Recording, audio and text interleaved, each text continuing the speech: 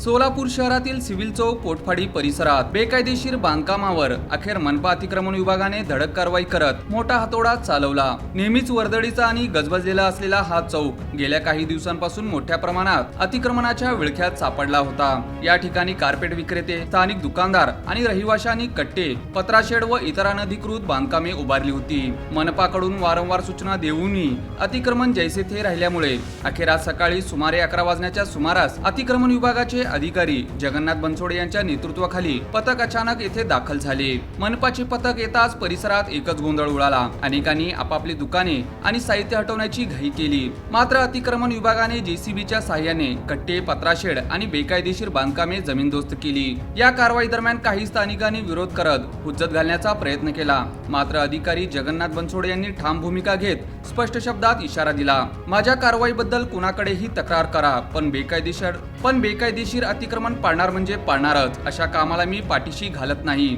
या धडक कारवाई दरम्यान मोठ्या प्रमाणात बघ्यांची गर्दी झाली होती। सिव्हिल चौकात अतिक्रमण हटवल्याने वाहतूक आणि पादचारी मार्ग मोकळा होणार असल्याची अपेक्षा व्यक्त केली जात आहे।